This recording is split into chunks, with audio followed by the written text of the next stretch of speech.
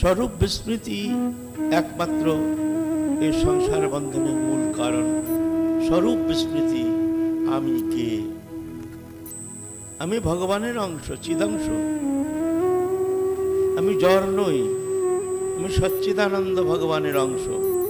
মমৈবাংশ জীবলোকে জীবভূত সনাতন মনঃ ষষ্ঠানীন্দ্রিয়াণি প্রকৃতিস্থানি কর্ষতি।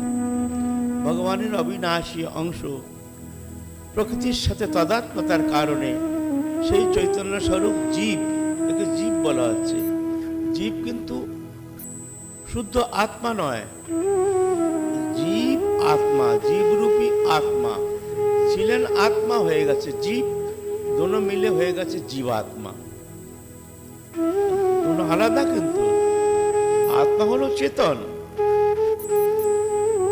আর শরীর হলো জড়।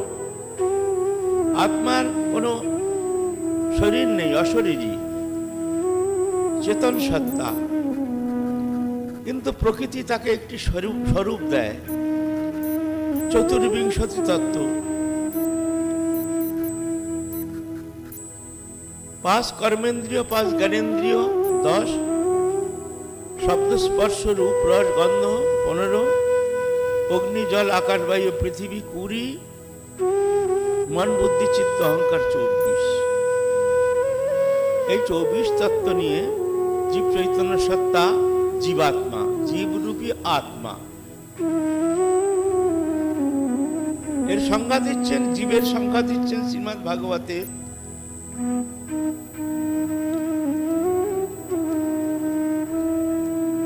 ভূতেন্দ্রিয় অন্তঃকরণাৎ প্রধানাৎ জীব সংগীতাৎ। ভূত এবং অন্তঃকরণ প্রধান যে, তাকে জীব বলা হয়।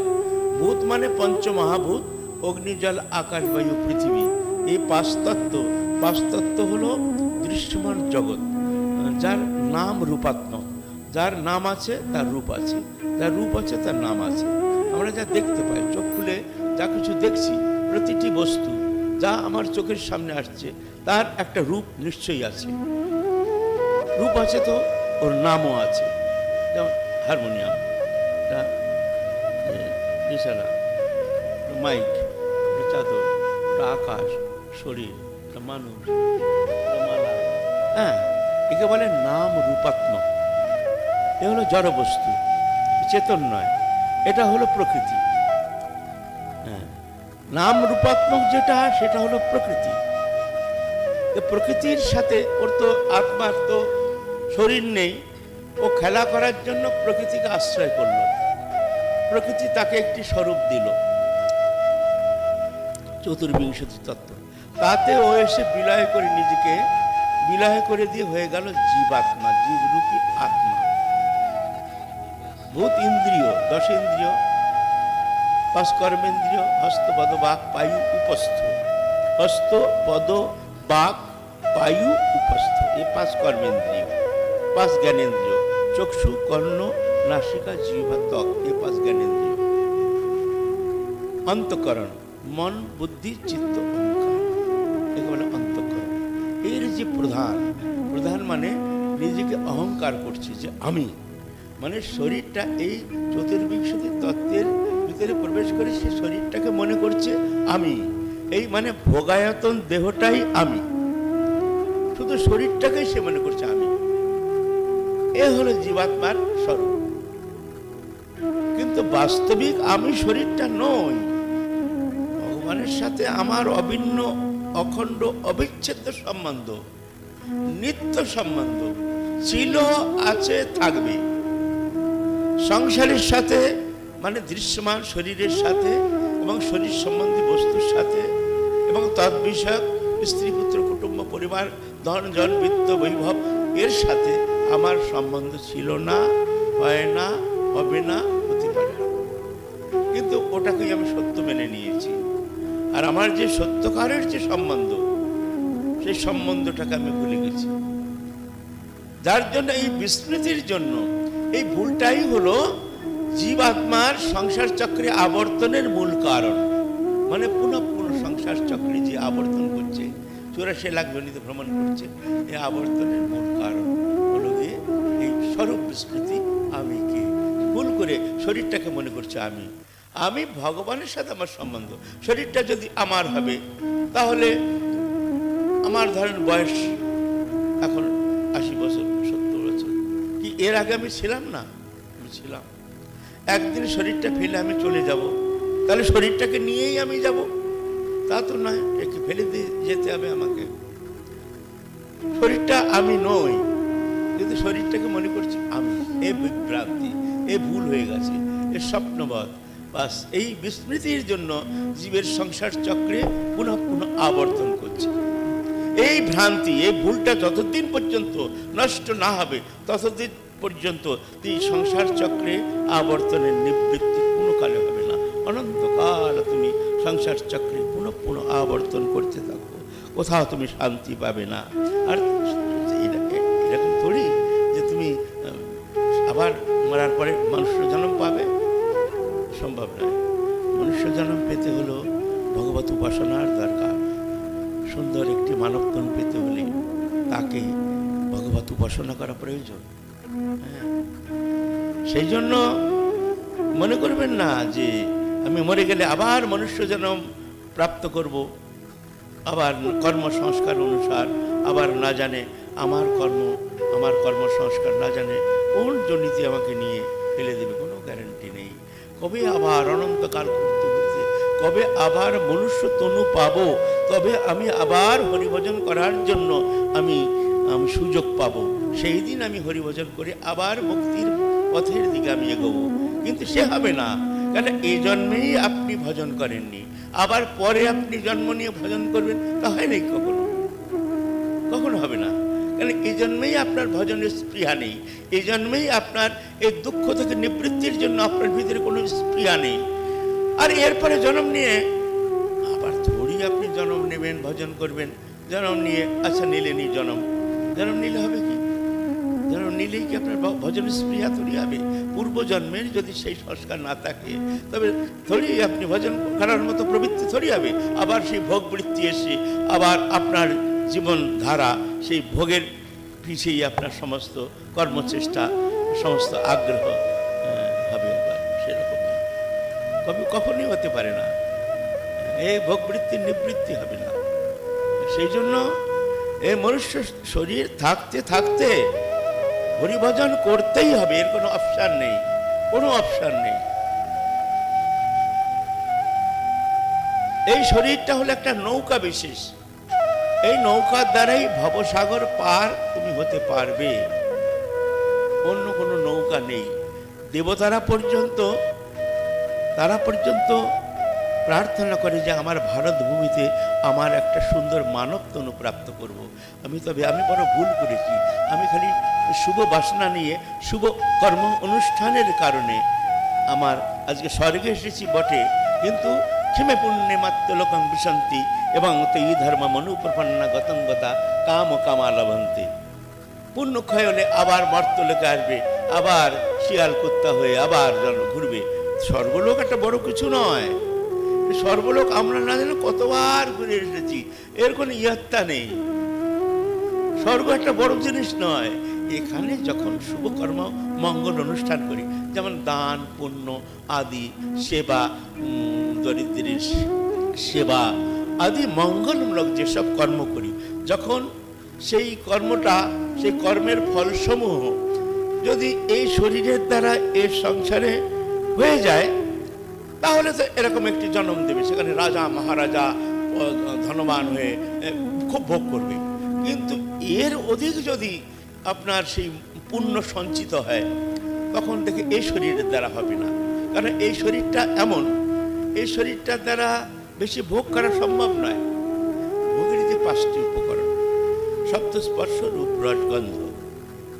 শব্দ, এই যে আমরা কথাবার্তা শুনছি, প্রিয়জনের মিষ্টি বাক্য, ছোট ছোট বাচ্চার মিষ্ট কথা, আমার প্রিয়জনের প্রিয় ব্যবহারমূলক যে মিষ্টি শব্দ, সেটা শুনে আমি আনন্দ পাচ্ছি। চোখের দ্বারা জগতের, ভৌতিক জগতের দৃশ্যমান জগৎকে দেখে আমি আনন্দ পাচ্ছি।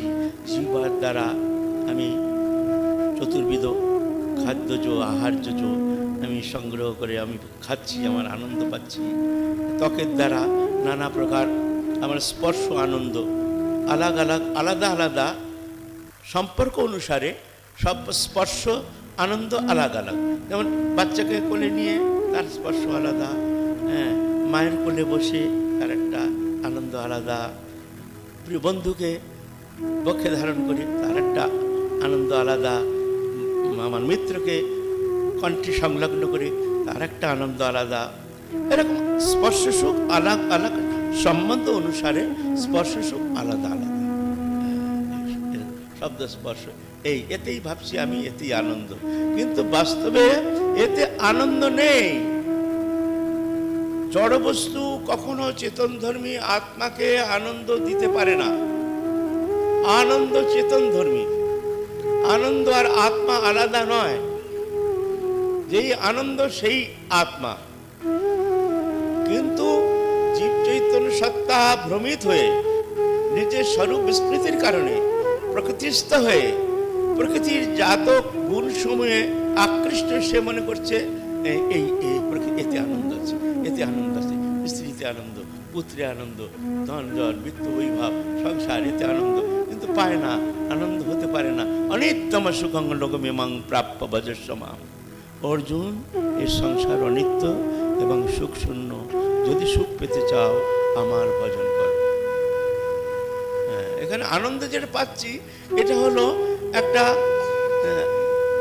আরোপ প্রত্যারোপ মাত্র। আরোপ করছি, আরোপ আর প্রত্যারোপ। বাস্তবে জড়ীয় বস্তু চেতন ধর্মী আত্মাকে আনন্দ দিতে পারে না।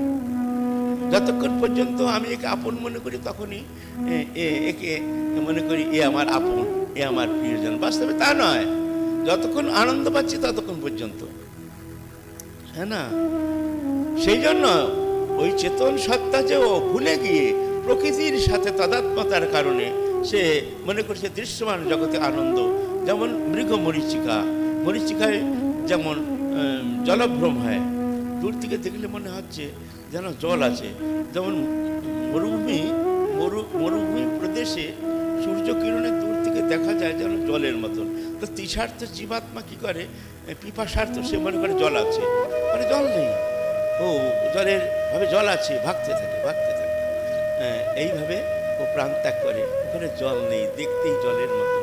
তেমনি এই সংসারে দেখা যায় যেন শান্তি আছে, আনন্দ আছে, কিন্তু নাই, একটা স্বপ্নবধ।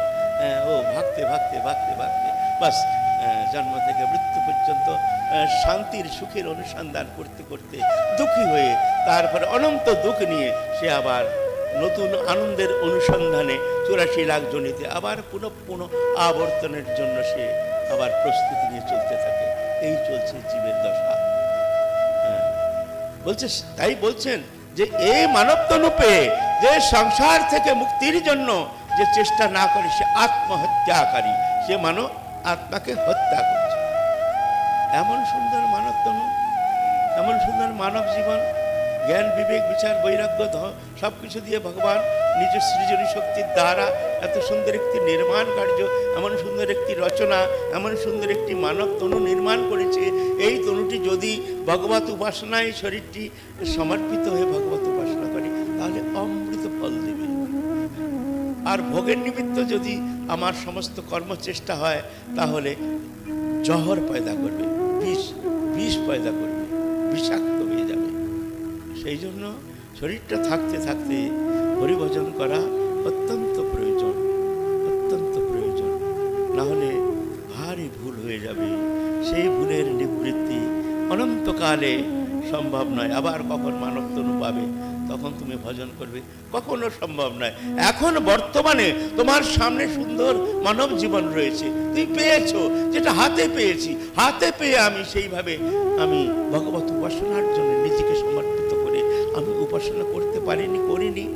ভোগোন্মুখী স্পৃহা প্রবৃত্তি আমার উপাসনায় বাধক হয়ে আমাকে এগোতে দিচ্ছে না। তীব্র ভোগস্পৃহাই কারণ।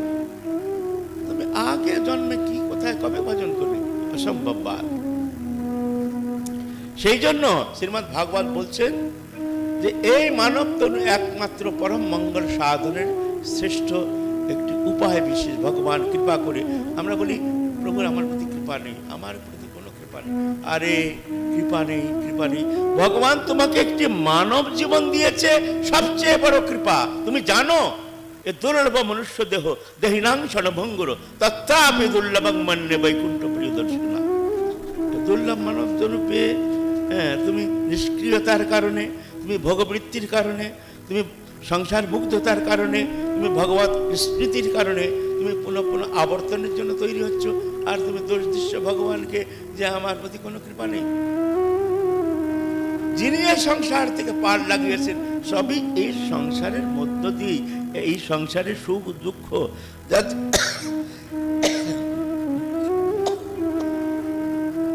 দুঃখ দারিদ্র আদি এর মধ্যে দিয়েই পার লাগিয়েছেন।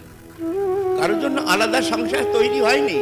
যারা যারা এই সংসারে এসে, যেমন আমাদের পূর্বজ যারা ভগবত প্রাপ্তি করেছেন, যেমন আমার গুরুদেব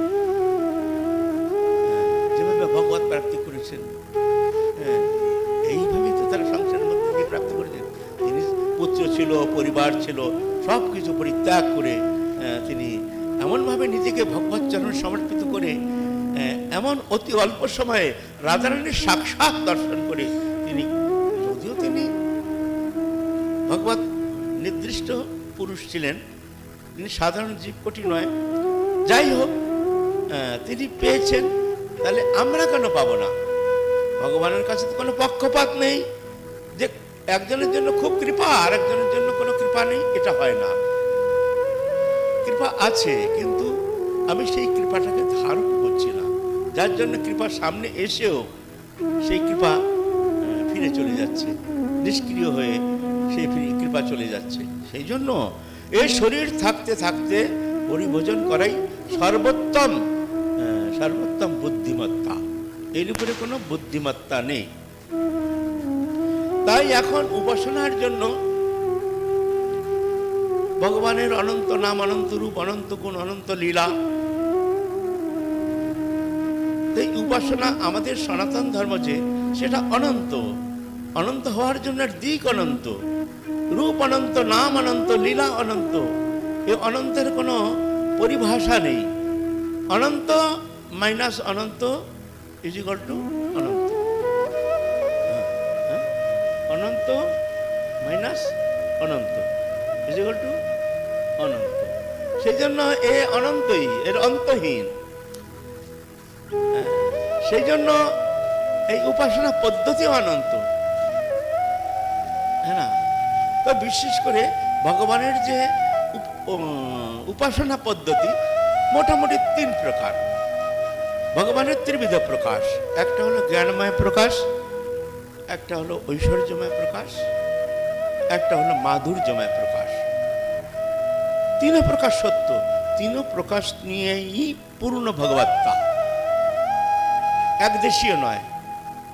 ভগবান সাকার, শ্রীদেব সাকার, সগুণ এবং কৃষ্ণ স্বরূপ না, অনন্ত রূপ, রাম রূপ, কৃষ্ণ রূপ, শিব রূপ, অনন্ত রূপ তার।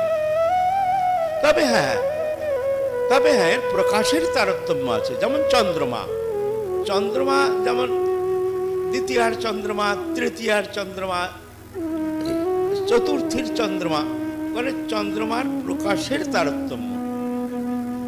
এখন দ্বিতীয়ার দিন যদি আমি বলি যে চন্দ্রমা অতটুকু, চন্দ্রমাটা অতটুকু, বলে তা না, চন্দ্রমার প্রকাশটা অতটুকু। চন্দ্রমা পূর্ণই আছে, চন্দ্রমা পূর্ণই আছে, শুধু খালি ওই প্রকাশ। দ্বিতীয়ার দিনে আপনি যদি মনে করেন যে আমি চন্দ্রমার পূর্ণ প্রকাশ দেখব, অসম্ভব। দ্বিতীয়ার দিনে অতটুকুই প্রকাশ, কিন্তু এ বলা যাবে না চন্দ্রমা কিন্তু অতটুকু। চন্দ্রমা পূর্ণই আছে। তেমন ভগবান আছেন, ভগবানের অনন্ত লীলা স্বরূপ আছেন, কিন্তু প্রকাশের তারতম্য। সেই পূর্ণ প্রকাশ একমাত্র বৃন্দাবনে কৃষ্ণ স্বরূপ। তারই বিশেষ মহিমান্বিত ধনু মিলনভূমি, মিলিত তনু, রসরাজ মহাভাব শ্রীকৃষ্ণ চৈতন্য প্রভু। তিনি এসেছেন কলিহত জীবের জন্য, অনর্পিত চরি চিরাত করুণ অবতীর্ণ কলু, সমর্পয়েত উন্নত উজ্জ্বল রসাংশ ভক্তি শ্রিয়াম। হরি পুরাটা সুন্দর তুতি কদম্ব সন্দীপিত সদা হৃদয়ে খন্দরে স্ফুরত সেই বস্তুতে নীতিতে এসেছেন করুণায়, করুণার্ধ চিত্ত নিয়ে এসেছেন এই কলিযুগে, যেই কলিযুগে কোনো যুগে কোনো ভগবান এই স্বরূপটি দেননি। এই মঞ্জুরি স্বরূপ উপাসনা পদ্ধতি। আমার যে স্বরূপটা রয়েছে, আমি যে ভগবানের অভিন্ন অংশ, ভগবান আমার, আমি ভগবানের, হ্যাঁ, এরও উপরের বস্তু এটা। এক হলো এর সত্তার ত্রিবিধ অবস্থা, একটা হলো অশুদ্ধ সত্তা, একটা হলো শুদ্ধ সত্তা, একটা হলো বিশুদ্ধ সত্তা। অশুদ্ধ সত্তা হলো এইটাই, শরীরটা অশুদ্ধ কেন না, এটার ভিতরে রস, রক্ত, মাংস, মেদ, অস্থি, মজ্জা, শুক্র সপ্ত ধাতুতে বনা শরীরটা, আর পরিবর্তনশীল, তাই না? এই পরিবর্তন হচ্ছে আরম্ভ, স্থিতি, পরিবর্তন, পরিবর্তন, সংকোচন, প্রলয়, বলে বলে পরিবর্তন হচ্ছে। আরম্ভ হচ্ছে মাতৃজঠরের দিকে, স্থিতি 100 বছর ধরে পরিবর্তন, আণবিক পরিবর্তন হচ্ছে, বাড়ছে, পরিবর্তন হচ্ছে, স্থিতি হচ্ছে, তারপরে সংকোচন, বৃদ্ধাবস্থায় ফির সংকুচিত হচ্ছে শরীরটা, ধীরে ধীরে সংকুচিত হচ্ছে, সব চামড়া ঢিলা হয়ে যাচ্ছে, সব সংকুচিত হচ্ছে, চুল পুকে যাচ্ছে, দাঁত পড়ে যাচ্ছে, সংকুচিত হচ্ছে। এখন আর প্রসারণের আর সমান নেই। আমি যদি লাখ প্রচেষ্টা করি, লাখ ভিটামিন, প্রোটিন আমি যদি খেতে থাকি, অত বড় বড় ডাক্তার, বড় বড় বৈজ্ঞানিকের সান্নিধ্যে এসে আমি যদি লাখ প্রচেষ্টা করে যদি চেষ্টা করি যে আমি সেই যৌবনে ফিরে যাব, এ সম্ভব হবে না। এর সংকোচন, সংকোচন শুরু হয়ে গেছে। তারপরে গিয়ে প্রলয়, শরীরটাকে ছেড়ে দিতে হবে। শরীরের অবস্থা এ ধাতব পদার্থে, 7 ধাতুর ধাতব পদার্থ দিয়ে গড়ায় শরীরটা। তো এই যে আমিটা, শরীর ধর্মী যে আমিটা, এটা হলো অশুদ্ধ সত্তা। এর ভিতরে রয়েছেন ভগবানের অভিন্ন অংশ, মমৈবাংশ জীবন, আমার অংশ। ও হলো শুদ্ধ সত্তা, সে মায়াতীত, গুণাতীত, ইন্দ্রিয়াতীত, লোকাতীত, ভগবানের অংশ, সে আত্মা, শুদ্ধ। আর এই যে মঞ্জুরি স্বরূপটা, সে হলো বিশুদ্ধ সত্তা, যে সত্তাটা ওই জীবাত্মার সাধন চেষ্টার দ্বারা ওখানে পৌঁছানো সম্ভব নয়। যেটি মহাপ্রভুর অবদান, করুণা অবতীর্ণ কলৌ সমর্পয়িত উন্নত উজ্জ্বল রসা। করুণা করেছে এই বস্তু দেবার জন্য মহাপ্রভু এই কলিযুগে অবতীর্ণ হয়েছে, সমর্পয়িত, অর্পণ করার জন্য উন্নত উজ্জ্বল রসা। কি সে উন্নত উজ্জ্বল রস? সেটা কি? সেটা হলো এই মঞ্জুরি স্বরূপ। যে স্বরূপটা দিচ্ছেন, এটা রাধারানীর কৃপাপুষ্ট। আর রাধারানী হলেন গিয়ে মহাভাবময়ী রাধারানী। আমাদের সাধন চেষ্টার দ্বারা কত দূর যেতে পারি এই শরীরে? শ্রদ্ধা, সাধুসঙ্গ, ভজনের ক্রিয়া, অনর্থ নিবৃত্তি, নিষ্ঠা, রুচি, আসক্তি, ভাবপ্রেম, এ পর্যন্ত আমরা যেতে পারি। এর উপরে যাবে না এই শরীরটা, সম্ভব নয়। প্রেমের স্তরে গিয়ে জীবের যে বন্ধন দশা, প্রকৃতির সাথে যে তাদাত্মতা ছিন্ন হয়ে যায়, তখন এই চেতন সত্তা এই শরীরের সাথে তাদাত্মতার কারণে শরীরটা আমি, তখন ওই শুদ্ধ সত্তাটা ওই মঞ্জুরি স্বরূপের সাথে তাদাত্ম হয়ে যায়। ওটা কিন্তু সাধারণ শরীর নয়, ওটা বিশুদ্ধ সত্তা।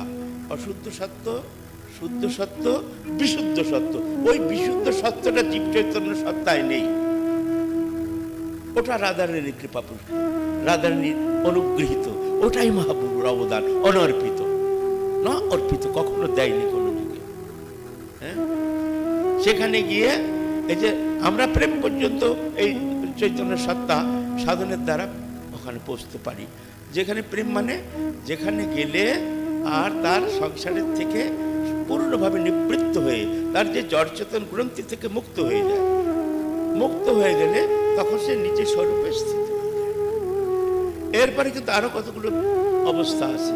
স্নেহ, মান, প্রণয়, রাগ, অনুরাগ, ভাব, মহাভাব, এই কতগুলো অবস্থা আছে। এটা জনজগতের সাধন ক্রিয়া নয়,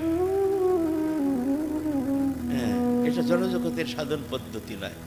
তারপরে ওই আত্মাটা ওই চিৎ জগতে, ওখানে যেখানে রাধাকৃষ্ণ যুগল লীলা করছেন কোনো ব্রহ্মাণ্ডে, ওই লীলা হচ্ছে অহর্নিশ, ওই লীলাটা চলছে অনন্ত কোটি ব্রহ্মাণ্ড, তার ভিতরে কোনো ব্রহ্মাণ্ডে এখনো ওই ব্রজলীলা সব লীলা চলছে। ওই চেতন সত্তাটা ওই স্বরূপ নিয়ে সেখানে যাবে, সেই যেখানে রাধাকৃষ্ণ যুগল লীলা বিলাস করছেন, ভৌম লীলা করছেন, সেখানে কোনো গোপী গর্ভে জন্ম নিয়ে সেখানে সখী সহচরী ললিতা বিশাখা আদি রাধারানীর স্নেহ সান্নিধ্যে থেকে তিনি এই ভাবগুলো পুষ্ট হবে। স্নেহ, মান, প্রণয়, এক ক্লাস, রাগ, অনুরাগ, ভাব, মহাভাব। এটা কিরকম? যেমন ধরেন আমরা এখানে আমাদের ভারতীয় শিক্ষা পদ্ধতিতে এক স্থিতি পর্যন্ত আমরা শিক্ষা লাভ করতে পারি। যেমন ইঞ্জিনিয়ারিং কোর্স, এখন ইঞ্জিনিয়ারিং কোর্স এখানে 6 বছরের পর্যন্ত গ্র্যাজুয়েশন, হ্যাঁ এই গ্র্যাজুয়েশন এখানে 6 ইয়ার্স কোর্স। আপনার যদি হায়ার ইঞ্জিনিয়ারিং এডুকেশন নিতে হয় তাহলে আপনাকে জার্মান যেতে হবে। জার্মানি হলো 18 বছরের কোর্স, এর চেয়ে উপরে। সেজন্য হায়ার এডুকেশন নেওয়ার জন্য তাকে বিদেশে যেতে হয়, সেখান থেকে সেই শিক্ষা লাভ করে তখন সে বড় কোয়ালিফাইড হয়ে যায়। তেমনি ওটা হায়ার এডুকেশন, এই এডুকেশনটা এখানে সমাপ্ত, মানে এই শরীরের দ্বারা এখানে এই এডুকেশন এতটুকু পর্যন্ত তুমি প্রেম পর্যন্ত প্রাপ্ত করতে পারো। কিন্তু রাধারানীর সেই মঞ্জুরি স্বরূপের সেবা, যে সেবাটা তুমি প্রাপ্ত করে যেখানে যুগল কিশোরের সেবায় যাবে, সেখানে গেলে তোমাকে আওর হায়ার এডুকেশন নিতে হবে। তখন কি হবে? তখন যোগমায়ার দ্বারা, এখন যে শরীরটা মহামায়ার দ্বারা চলছে, আমি যখন মরে যাই তখন কালচক্র আমাকে নিয়ে যায়। এখন কালচক্রের দ্বারা ওটা একটা বিরাট একটা কম্পিউটার, ওটা যেরকম কর্ম করছে সে কর্ম অনুসার কম্পিউটারাইজ হচ্ছে, ওটা ওইভাবেই সে ওইভাবে জন্ম পাচ্ছে, ওটা কালচক্র। ওখানে কিন্তু ভগবান শুধু দ্রষ্টা হয়ে দেখছেন। তানি কর্মাণি ন নিবদ্ধন্তি ধনঞ্জয় উদাসীন বদাসীন অসক্তম তেষু কর্মসু।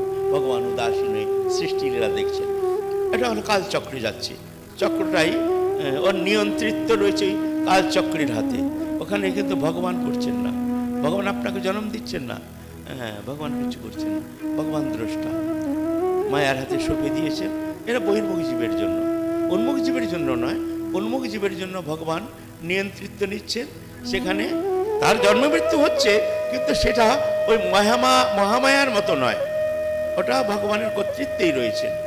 হ্যাঁ, কিন্তু এ যে স্বরূপ প্রাপ্ত করে, যে প্রেম প্রাপ্তি করে যে স্থিতি ওই স্বরূপের, সেখানে ওখানে যোগমায়ার দ্বারা ওই স্বরূপকে নিয়ে যাচ্ছে।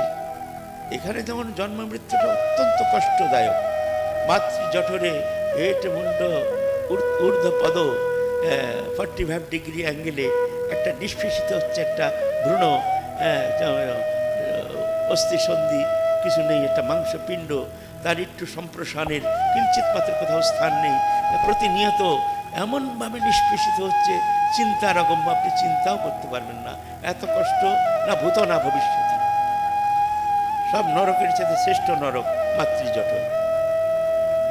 কিন্তু ওখানে ওটা নয়, ওখানে যোগমায়ার দ্বারা যে নিতে হচ্ছে, সেখানে যেখানে কোথায়, যেখানে ভগবান ব্রহ্মলীলা করছে, সেখানে গোপী গর্ভে, ওটা একটা স্বপ্নের মতন, ওটা কিন্তু মাতৃগর্ভে সে জন্ম যন্ত্রণা ভুগছে না, ওটা একটা ফর্মালিটি, একটা জন্ম নিতে হবে, একটা জন্ম নিলেন, নিয়ে আসলেন সেখানে। এখন ললিতা বিশাখা আদি এনাদের সান্নিধ্যে থেকে রাধারানীর কৃপাপুষ্ট হয়ে ধীরে ধীরে ক্লাসগুলো পার করতে থাকে। শুনে নিন, এসব কথা কেউ বলে না, এসব কথাগুলো এই বৃন্দাবনী কথা, আমাদের এসব কথা হলো আমাদের বৃন্দাবনী রাধারানীর কথা।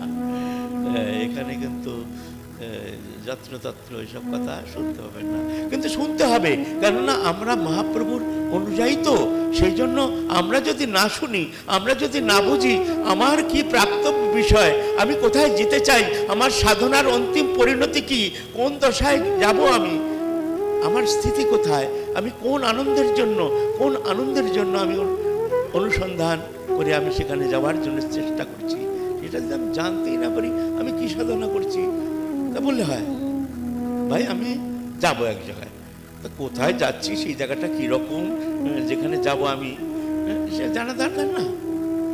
রাস্তাটা কেমন, কোন রাস্তায় যাব, হেঁটে যাব না গাড়িতে যাব না ট্যাক্সিতে যাব না এরোপ্লেনে যাব, ভাই আমি জানি না, আমাকে যেতে হবে। তাহলে তো হবে না, আমাকে যেতেই হবে, যেতেই হবে। আমি মহাপ্রভুর অনুযায়ী, আমি মহাপ্রভুর চরণ সান্নিধ্যে এসেছি। এখন আমি মুক্তির চরম উপায় আমি পেয়ে গেছি। আমাকে গুরু কৃপা করে সেই মুক্তির উপায় দিয়ে দিয়েছেন, সেই প্রেম প্রাপ্তির আমাকে উপায় আমাকে দিয়ে দিয়েছেন। অথচ আমি জানি না, আমি জানি না। আমার কাছে একটি হীরাখণ্ড রয়েছে, আমার কোমরে রয়েছে ধরেন, বা কোথাও রয়েছে, কিন্তু আমি ভুলে গেছি, আমি জানি না। তা আমি জানি না বললে ওটার কোনো নিষ্ক্রিয়, ওটার কোনো দাম নেই। যেটা আমার হাতে নেই বা কোথায় আছে আমি জানি না, তাহলে ওর দাম কি করে দেবো, কিন্তু আছে আমার কাছে। তখন এটা তো গুরু জানিয়ে দেবেন, দেখো এটা মহাপ্রভুর অবদান, এই হীরাটা তোমার কোমরের, এই দেখো হীরাটা, এইটা দেখো, এই যে জিনিসটা তোমাকে দিয়েছে, এখানে এই বস্তু তোমাকে প্রাপ্ত করতে হবে। সেই জন্য মঞ্জুরি উপাসনা পদ্ধতি।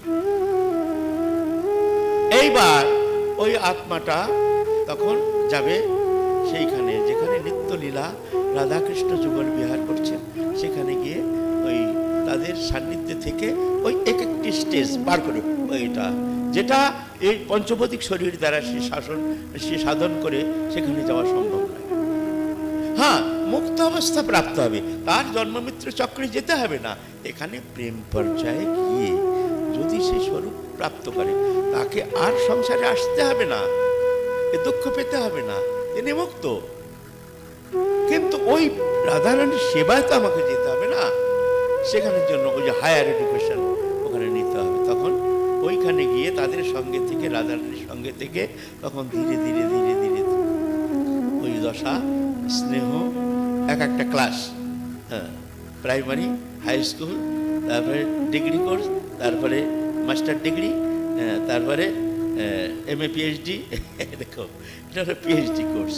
হ্যাঁ, স্নেহ, মান, প্রণয়, রাগ, অনুরাগ, ভাব, মহাভাব দশা, এই দশা প্রাপ্ত হয়ে সেই দশায় পুষ্ট হয়ে এই হয়ে গেল তার স্বরূপ সিদ্ধি। এইবার তার যাত্রা, এইবার তিনি চলেছেন রাধারানীর সেবায়, নিভৃত নিকুঞ্জে রাধারানীর চরণ প্রান্তের দিকে তিনি এগিয়ে চলেছেন। হ্যাঁ, সেখানে এগিয়ে চলেছেন। তা এই যে কালকে যদি আমি থাকি এখানে, কালকে আমি আবার ওই বিষয়ে আস্বাদন করব, কিভাবে রাধারানীর সাথে মিলন হচ্ছে, কি অবস্থাটা। আজকে বলবো না, আজকে অনেক সময় লেগে যাবে, কেননা এত হালকাভাবে নিলে, হালকাভাবে, এগুলো তো শব্দের ব্যাপার নয়, এগুলো তো বিদ্বত্তার ব্যাপার নয়, এগুলো আস্বাদনের ব্যাপার। এটা শাব্দিক নয় যে একটা শব্দ শুনছি মাত্র, তা নয়। এটা চিন্তনীয় বিষয়, চিন্তার করে তাকে অনুধাবন করার বিষয়। তো এই হলো মহাপ্রভুর উপাসনা পদ্ধতি। তো সাধনের 3 অবস্থা। একটা হলো জ্ঞানময় প্রকাশ, যে প্রকাশ ভগবানের নাম নেই, রূপ নেই, গুণ নেই, লীলা নেই, কিছু নেই, তিনি অনন্ত অখণ্ড, তিনি এক আনন্দ সত্তা মাত্র, এই জ্ঞানময় প্রকাশ। যারা জ্ঞানবাদী, যারা নিরীশ্বরবাদী, তারা এই উপাসনা করে। এটাও স্বীকৃত, এটাও আমাদের সনাতন ধর্মে অস্বীকৃত নয়। অনেকে বলেন এটা নয়, ভগবান এরকম, আর তারা বলে না, ভগবানের নাম রূপ কি আছে, ভগবান এটা শরীর বিশেষ শরীর, অনন্ত শরীর তার, সেজন্য ভগবান অনন্তময়, তার একটা ফিগার হতে পারে কখনো, তা ওটা কল্পনা, ওটা মায়া। এরা বলেন যে না, ভগবান অনন্তময়, তারই এরকম তর্ক বিতর্ক, এ তর্ক বিতর্কের অগম্য, এ তো কৃপাসাধ্য, অনুভববেদ্য, এ অনুভববেদ্য কৃপাসাধ্য বস্তু, এটাকে তর্কের দ্বারা কখনো নিরসন করা যায়, এই একটা বিশেষ মূর্খতা, এটা হয় না। এই জন্য গীতায় স্বীকৃত হয়েছে, গীতায় স্বীকার করেছেন। যেমন অতক্ষণ প্রযুক্ত না, এবং সতত যুক্ত যে ভক্তস্তাং পর্যবাসতে, যে চপ্পকর মভক্তং তেষাং কে যোগবিদ উত্তম। হে কৃষ্ণের ভিতরে কে উত্তম যোগী, যে ভক্তির দ্বারা তোমার উপাসনা করছে আর যে অক্ষর ব্রহ্মের উপাসনা করছে, এর মধ্যে কে শ্রেষ্ঠ? হ্যাঁ, তাদের ভগবান দুটোর সমাধান করছেন। কে শ্রেষ্ঠ? তখন ভগবান বলছেন মজ্জাসত মনোজমাং শ্রদ্ধাযুক্ত উপাসতে, বলো না, শ্রদ্ধায়া পরপ্রেস্তাস্তে বেযুক্তোত্তমমতা, শ্রদ্ধার সাথে যে আমার উপাসনা করে সে উত্তম। যে তৎপক্ষর মনির্দেশ্য অব্যক্তম পর্যুবাসতে সর্বত্র মম চিন্তঞ্চ কুটুস্তম চলং ধ্রুবং সংনিমিন্দ্র গ্রামং সর্বত্র সমুদ্রয় তে প্রাপ্নুবন্তি মামেব সর্বভূত হিতরত ক্লেশ অধিকরস্তেষাম অব্যক্ত শব্দ চেতসাম অব্যক্তই গতির দুঃখং দেবদ্বিরবাপতি। বলছে যে নির্বিশেষ উপাসনা পদ্ধতি এটাও হয়, এরাও আমাকে পায়, কিন্তু এই শরীরধারী মানুষের জন্য নির্বিশেষ ব্রহ্ম উপাসনা এটা অত্যন্ত কঠিন। সেই জন্য বলছে ভক্তির দ্বারা যে তাকে উপাসনা করে এটা শ্রেষ্ঠ পন্থা। তো দোনো পন্থাই আমাদের স্বীকৃত। সেই জন্য তর্কের অগম্য, যারা তর্ক করে নিতান্ত মূর্খ, শুধু শাস্ত্রের দ্বারা তর্কের দ্বারা কখনো ভগবত তত্ত্বের নিরূপণ হতে পারে না, এটা অনুভববেদ্য কৃপাসাধ্য। তারপরে হলো ঐশ্বর্য প্রধান উপাসনা পদ্ধতি। ভগবান অনন্ত, তার নাম অনন্ত, রূপ অনন্ত, লীলা অনন্ত। ভগবান নারায়ণ, মহাবিষ্ণু, সেখানে তার সেবা নেই, কিছু নেই। কিন্তু ভগবানের কখনো ভুক পেয়াস লাগে, ভগবানের ক্ষুধা লাগে, ভগবান ঘুমায়, ভগবানের গরম লাগে, কিন্তু আমাদের কৃষ্ণ তার ক্ষুধা পায়, তার ঘুম আসে, তাকে পাংখা করতে হয়, তার ক্ষুধা লাগে। কেন? কি জন্য? ভগবানের কিছু কমই আছে? তিনি আত্মারাম, আপ্তকাম, পূর্ণ কাম, তার আবার ক্ষুধা তৃষ্ণা কোথায়? তাহলে এটা কি ব্যাপার? এটা মাইক তো। এ বিষয়ে যদি সময় পাই কালকে আলোচনা করব, কারণ এখন প্রসঙ্গটা অনেক বড় হয়ে যাবে না। সেই জন্য আমি শুধু একটা দিক দর্শন দিয়ে যাচ্ছি আজকে। যদি কাল সময় হয়, কালকে আমরা মহাপ্রভুর প্রদত্ত যে মঞ্জুরি ভাব উপাসনা তার কিঞ্চিত ঝলক দেওয়ার চেষ্টা করব, যদি মহাপ্রভুর কৃপা হয়। আচ্ছা, তার ঐশ্বর্যময় প্রকাশ, যেখানে ভগবান অনন্ত বিভু, সরৈশ্বর্যপূর্ণ ভগবান, এটা হলো ভগবানের বিভুরু। যারা ঐশ্বর্য প্রধান উপাসনা করেন তারা, তাদের কোনো সেবা নেই, বাস ভগবান অখণ্ড উমানন্দ, ভগবান বিদ্যমান, শুধু তারা তার স্তব স্তুতি বন্দনা করছেন। সেখানে সনক সনন্দ শরৎ কুমার, মনীন্দ্র যোগীন্দ্র আদি তার স্তব স্তুতি বন্দনা করছেন। ভগবান সেখানে কোনো ক্রিয়া নেই, সেখানে শুধু আনন্দ আনন্দ। ঐশ্বর্য প্রধান উপাসনা পদ্ধতি। তারপরে তৃতীয় হলো ভগবানের মাধুর্যময় প্রকাশ। এ মাধুর্যময় প্রকাশ বৃন্দাবনে, আমাদের বৃন্দাবনী উপাসনা। শুনে নিন একটু করে, উপাসনা অনেক রকম।